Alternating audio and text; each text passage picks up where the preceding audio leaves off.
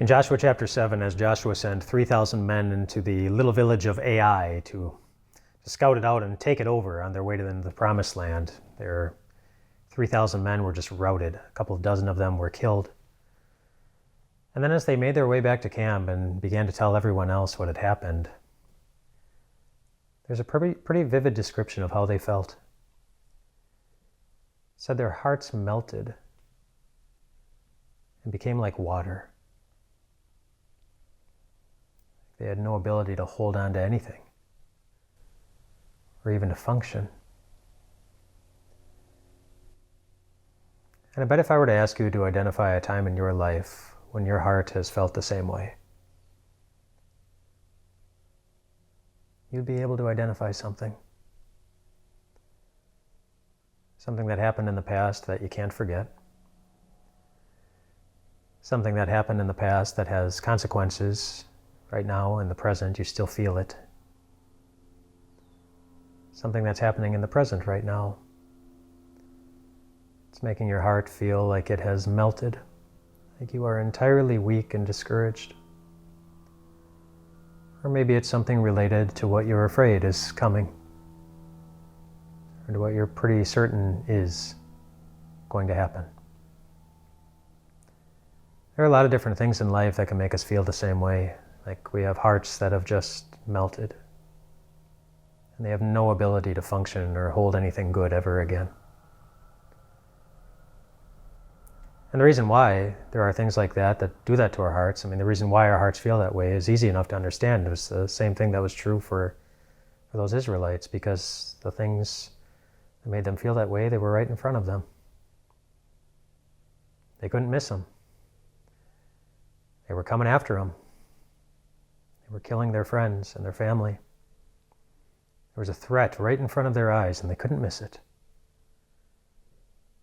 Which means that with those threats right in front of their eyes, it was just a little bit, or maybe a lot bit harder to remember some really important things. It's a little bit harder to remember what their eyes saw when the walls of Jericho came tumbling down, and the day that they walked straight in, when God gave them a victory that many of them never really saw coming. It was maybe a little bit harder to remember things from way back when their journey in the wilderness began, when God set them free from over 400 years of Egyptian slavery miraculously, with plagues and miracles that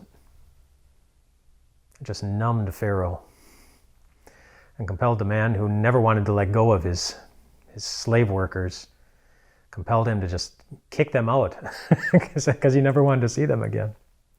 And then when he changed his mind, well, the Israelites could have remembered the day that they were standing in front of the water and they just split right open because God separated the waters and they walked through on dry ground. They could have remembered. On that day when the people of Ai were coming after them, they could have remembered how God saved them again and again and again, and how God was merciful to them again and again and again, and how God was still with them even that day, even when they were afraid and their hearts were melting. Maybe it was hard for them to remember, but they could have, just like you can. You maybe don't have the same experiences to be able to think back to that the Israelites would have. Maybe you've never walked across the sea on dry ground. Maybe you've never been set free from Egyptian slavery. Maybe God has never rained down manna from heaven in order to feed your hungry belly.